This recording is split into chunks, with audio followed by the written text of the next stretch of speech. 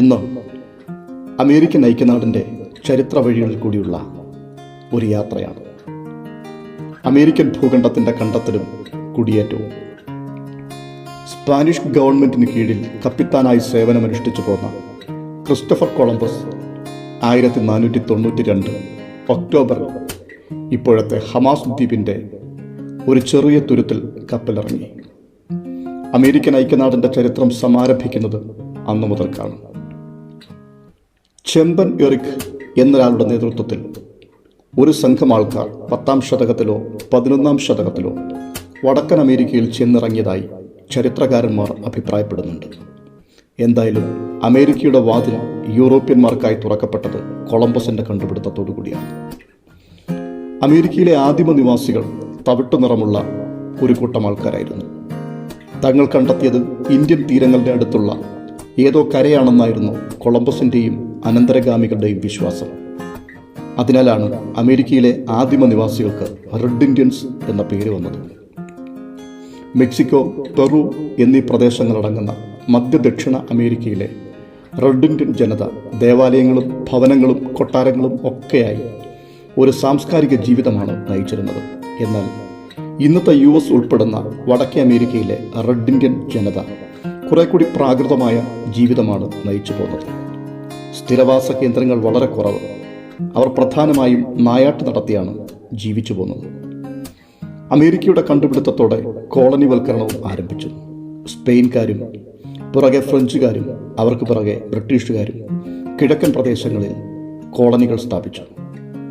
ഇതോടെ അമേരിക്കയിൽ സാമ്രാജ്യത്വ മത്സരങ്ങളും കൊഴുത്തു. 18-ാം നൂറ്റാണ്ടിൽ ബ്രിട്ടനും ഫ്രഞ്ചുകാരും തമ്മിൽ 3 യുദ്ധങ്ങൾ നടന്നു. അതോടെ അമേരിക്ക ഏറെക്കുറെ ബ്രിട്ടന്റെ കൈപ്പിടിയിലായി. തുടർന്ന് അമേരിക്കൻ വിപ്ലവത്തിന്റെ ആരംഭമാണ് നാം കാണുന്നത്. 18-ാം നൂറ്റാണ്ടോടെ അമേരിക്കയിൽ കുടിയേറി പാർത്തവരുടെ എണ്ണം ഗണ്യമായി വർദ്ധിച്ചു. കച്ചവട സാധ്യത, കൃഷി സൗകര്യം, മതപീഡനം തുടങ്ങി വ്യത്യസ്ത കാരണങ്ങൾ കൊണ്ട് ഏറെക്കുറെ എല്ലാ യൂറോപ്യൻ രാജ്യങ്ങളിൽ നിന്നും അവിടേക്ക് ആളുകൾ എത്തി. മിക്കവാറും എല്ലാവരും കൃഷി ചെയ്തു പോന്നു. ജനസംഖ്യയിൽ കൂടുതൽ ഇംഗ്ലീഷുകാരായിരുന്നു. ഗണ്യമായ അളവിൽ നീഗ്രോ അടിമകളെയും ആഫ്രിക്കയുടെ പല ഭാഗങ്ങളിൽ നിന്നായി കൊണ്ടുവന്നിരുന്നു. അടിമക്കച്ചവടങ്ങളും അവിടെ കൊഴുത്തു വന്നു. 18-ാം നൂറ്റാണ്ടിൻ്റെ മധ്യത്തിൽ ബ്രിട്ടീഷ് ഗവൺമെൻറ് പല നിയമങ്ങളും കോളനികളിൽ പാസാക്കി. നികുതി വ്യവസ്ഥകൾ കർക്കശമാക്കുകയും പുതിയ നിയമങ്ങൾ നികുതികൾക്ക് വേണ്ടി ഉണ്ടാക്കുകയും ചെയ്തു. എന്നാൽ 1763 മുതൽ ബ്രിട്ടീഷ് നയങ്ങൾക്കെതിരായി അങ്ങിങ്ങായി പല പ്രതിഷേധങ്ങളും ചെറിയ കലാപങ്ങളും അരങ്ങേറിക്കൊണ്ടേയിരുന്നു.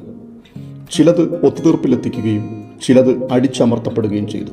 എന്നാൽ 1775ഓടെ സ്ഥിതിഗതികൾ രൂക്ഷമായി. പാർലമെന്റിൽ പ്രാതിനിധ്യമില്ലെങ്കിൽ നികുതിയുമില്ല എന്നുള്ളതായിരുന്നു കലാപകാരികളുടെ പ്രധാന മുദ്രാവാക്യം.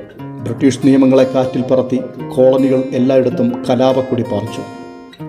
ഗവൺമെൻറ് അതിനെ ശക്തിയുക്തം എതിരിടുകയും അടിച്ചമർത്താൻ ശ്രമിക്കുകയും ചെയ്തു. അതിനിടെ 1776 ജൂലൈ 4-ാം തീയതി തോമസ് ജെഫേഴ്സന്റെ നേതൃത്വത്തിൽ അമേരിക്കയിലെ കിഴക്കൻ കോളനികൾ ചേർന്ന് സ്വാതന്ത്ര്യ പ്രഖ്യാപനം നടത്തി. അമേരിക്കൻ കോളനികളിലെ ജനങ്ങൾ അതിനെ സ്വാഗതം ചെയ്തു. എല്ലാ മനുഷ്യർക്കും സ്വതന്ത്രമായി ജീവിക്കാൻ അവകാശമുണ്ട് എന്നതായിരുന്നു സ്വാതന്ത്ര്യ പ്രഖ്യാപനത്തിലെ പ്രധാന വാക്യം. എങ്കിലും പറഞ്ഞ മനുഷ്യരുടെ കൂട്ടത്തിൽ നീഗ്രോ അടിമകളെയോ റെഡ് ഇന്ത്യക്കാരെയോ പരിഗണിച്ചിരുന്നില്ല എന്നതാണ് രസാവഹം. ഇതോടെ ബ്രിട്ടൻ യുദ്ധത്തിനൊരുപ്പെട്ടു. ശത്രുവിൻ്റെ ശത്രു മിത്രം എന്നതുകൊണ്ടാവാം സ്പെയിനും ഫ്രാൻസും പിൻവാതിലിലൂടെ കോളനിക്കാരെ സഹായിച്ചു. യുദ്ധം അങ്ങനെ നീണ്ടുപോയി. 1781ഓടെ ബ്രിട്ടൻ തളർന്നു. വളരെ അകലെയുള്ള അമേരിക്കയിലേക്ക് ആയുധങ്ങളും ഭക്ഷണ സാധനങ്ങളും മറ്റും എത്തിക്കുന്നത് അവർക്ക് തലവേദനയായിരുന്നു.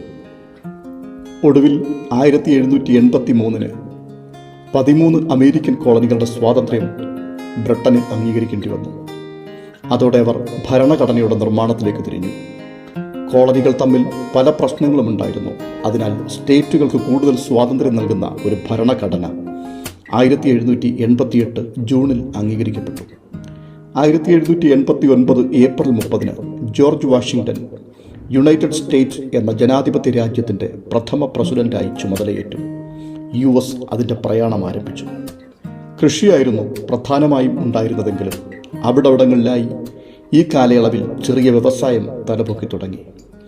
കുടിയേറിപ്പാർപ്പുകാരുടെ എണ്ണം നാൾക്ക് നാൾ ഗണ്യമായി വർദ്ധിച്ചുകൊണ്ടേയിരുന്നു. കൂടുതൽ കോളനികൾ സ്ഥാപിക്കപ്പെടുകയും അവ യൂണിയനോട് ചേർക്കപ്പെടുകയും ചെയ്തുകൊണ്ടേയിരുന്നു. റെഡ് ഇന്ത്യൻ ജനതയെ പടിഞ്ഞാറേക്ക് തള്ളി നീക്കിക്കൊണ്ട് അവർ മുന്നേറി. 1812 ബ്രിട്ടനുമായും തുടർന്നുള്ള വർഷങ്ങളിൽ റെഡ് ഇന്ത്യക്കാർ പ്രതികരിക്കാൻ തുടങ്ങിയതോടെ അവരുമായും അമേരിക്കയ്ക്ക് യുദ്ധമുണ്ടായി.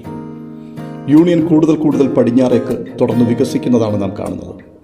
സ്പെയിൻകാരുടെ കയ്യിൽ നിന്നും ചില സ്ഥലങ്ങൾ വിലയ്ക്ക് വാങ്ങി. ഇടയിൽ മെക്സിക്കോയുമായിട്ടുണ്ടായ യുദ്ധത്തിൽ കൂടുതൽ സ്ഥലങ്ങൾ പിടിച്ചെടുക്കപ്പെട്ടു. അമേരിക്കൻ ആഭ്യന്തര യുദ്ധം ഇതിനിടയിൽ പൊട്ടിപ്പുറപ്പെടുകയാണ്. 19-ാം നൂറ്റാണ്ടിൽ അഭിവൃദ്ധിയോടെ മുന്നേറുന്നതിനിടയിലാണ് ആഭ്യന്തര യുദ്ധം യുഎസിനെ പിടികൂടുന്നത്. തെക്കൻ സ്റ്റേറ്റുകളിലുള്ളവരെ അപേക്ഷിച്ച് വടക്കൻ അമേരിക്കയിലെ ജനങ്ങൾ അടിമ സമ്പ്രദായത്തോട് വിമുഖത കാട്ടിയിരുന്നു. കാരണം അവർ കൂടുതൽ വിദ്യാസമ്പന്നരും സാഹിത്യ സാംസ്കാരിക രംഗത്ത് ഉയർന്നു നിൽക്കുന്നവരുമായിരുന്നു. അടിമ സമ്പ്രദായവുമായി മുൻപോട്ട് പോകുന്ന തെക്കൻ രാജ്യക്കാരെ അവർ പുച്ഛത്തോടെയാണ് കണ്ടിരുന്നത്.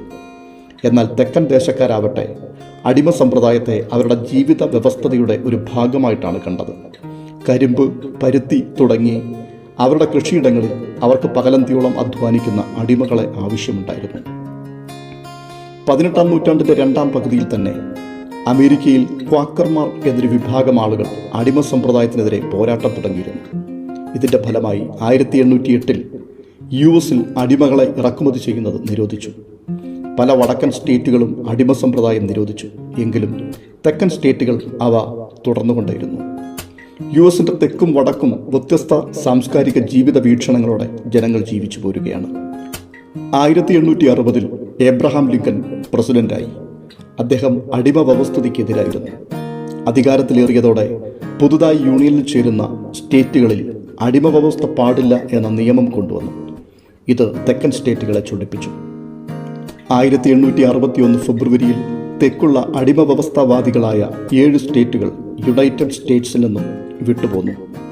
അവർ കോൺഫെഡറേറ്റ് സ്റ്റേറ്റ് ഓഫ് അമേരിക്ക എന്ന പേരിൽ ഒരു യൂണിയൻ സ്ഥാപിച്ചതായി പ്രഖ്യാപിച്ചു. ഐക്യനാടുകളെ വിഭജിക്കുന്നത് എന്തു വില കൊടുത്തും തടയുമെന്ന് ലിങ്കൺ തീർത്തു പറഞ്ഞു. സമാധാന ശ്രമങ്ങൾ നടന്നുകൊണ്ടേയിരുന്നെങ്കിലും യുദ്ധത്തിലൂടെ അല്ലാതെ പരിഹരിക്കാൻ കഴിയുന്ന ഒരു പ്രശ്നമായിരുന്നില്ല അത്. യുദ്ധത്തിൽ വിജയസാധ്യത വടക്കൻ സ്റ്റേറ്റുകൾക്ക് തന്നെയായിരുന്നു. വടക്കൻ സ്റ്റേറ്റുകളിൽ അന്നത്തെ ജനസംഖ്യ 2 കോടിയിലധികമുണ്ടായിരുന്നു. തെക്കൻ സ്റ്റേറ്റുകളിൽ 90 ലക്ഷവും, അതിൽ തന്നെ 35 ലക്ഷം നീഗ്രോ അടിമകളായിരുന്നു. രക്തകലുഷിതമായ യുദ്ധം നടന്നു. ഒരിക്കൽ ബ്രിട്ടനെതിരെ ഒരുമിച്ച് നിന്ന് പോരാടിയവർ ഇപ്പോൾ തമ്മിൽ പോരാടുവാൻ തുടങ്ങി. പരസ്പരം ചോര വീഴ്ത്തുവാൻ തുടങ്ങി. വടക്കൻ സൈന്യം മുന്നേറിക്കൊണ്ടേയിരുന്നു. യുദ്ധം നീണ്ടുപോയി. അതിനിടെ 1864 എബ്രഹാം ലിങ്കൺ പ്രസിഡന്റായി വീണ്ടും തെരഞ്ഞെടുക്കപ്പെട്ടു. യുഎസിന്റെ കീഴിലുള്ള പ്രദേശങ്ങളിലായിരുന്നു തെരഞ്ഞെടുപ്പ് നടന്നത്. ഒടുവിൽ 1865 മെയ് 26 കോൺഫെഡറേറ്റഡ് സ്റ്റേറ്റ്സ് കീഴടങ്ങി. യുദ്ധം അവസാനിച്ചു. അതോടെ 35 ലക്ഷം വരുന്ന നീഗ്രോകൾ അടിമകളല്ലാതെയായി. എന്നാൽ സ്വാതന്ത്ര്യം കൊണ്ട് എന്തു ചെയ്യണമെന്ന് അവരിൽ പലർക്കും അറിയില്ലായിരുന്നു. ചിലർ കൊള്ളയും കവർച്ചയുമായി തെരുവീതികളിൽ ഭീതി നിറച്ചു. മറ്റു ചിലർ ജോലി അന്വേഷിച്ച് അലഞ്ഞു നടന്നുകൊണ്ടേയിരുന്നു. യുദ്ധം തെക്കൻ സ്റ്റേറ്റുകളെ തകർത്ത് കളഞ്ഞിരുന്നു. അവരുടെ മണ്ണിൽ നടന്ന യുദ്ധം കാരണം അവരുടെ ഭവനങ്ങളും കൃഷിയിടങ്ങളും എല്ലാം അവർക്ക് നഷ്ടപ്പെട്ടു. അടിമകളെ അവർക്ക് നഷ്ടപ്പെട്ടു. ഈ സമയം വടക്കൻ സ്റ്റേറ്റുകൾ കൂടുതൽ അഭിവൃദ്ധി പ്രാപിച്ചു. എന്നാൽ ഏകദേശം 2 ആഴ്ച കഴിഞ്ഞ് ഏപ്രിൽ 14 നാടകം കണ്ടുകൊണ്ടിരിക്കെ എബ്രഹാം ലിങ്കനെ ഒരു ഭ്രാന്തനായ മനുഷ്യൻ പിറകിൽ നിന്നും നിറയൊഴിച്ചു. അടുത്ത ദിവസം അദ്ദേഹം മരണപ്പെട്ടു. യുദ്ധം കഴിഞ്ഞതോടെ നീഗ്രോകൾ സ്വതന്ത്രരായെങ്കിലും പിന്നെയും കുറേ വർഷങ്ങൾ അവർ വംശീയമായി പീഡിപ്പിക്കപ്പെട്ടുകൊണ്ടേയിരുന്നു. ആഭ്യന്തര യുദ്ധം കഴിഞ്ഞ് യുഎസ് കൂടുതൽ ഒറ്റപ്പെട്ടു ജീവിച്ചു. സാമ്പത്തിക, സാങ്കേതിക, വ്യാവസായിക, സൈനിക മേഖലകളിലെല്ലാം അവർ വൻ കുതിച്ചുചാട്ടം നടത്തി. 2 ലോകമഹായുദ്ധങ്ങളിൽ ആയുധങ്ങളും ചരക്കുകളും വിറ്റ് അവർ കൂടുതൽ തടിച്ചു കൊഴുത്തു. 2 ലോകമഹായുദ്ധങ്ങൾക്ക് ശേഷം സാമ്രാജ്യത്വങ്ങൾ നിലം പതിച്ചതോടെ യുഎസ് എല്ലാവരുടെയും ദാതയായി, ലോകത്തിൻ്റെ പോലീസായി. എതിരാളിയായി ഉണ്ടായിരുന്ന സോവിയറ്റ് യൂണിയൻ 1991 തകർന്നതോടെ അവർ ഏകലോക ശക്തിയായി മാറി. പക്ഷേ ഇന്ന് നാം കാണുന്നത് അമേരിക്കയുടെ പ്രതാപം ക്ഷയിച്ചു തുടങ്ങുന്നതാണ്.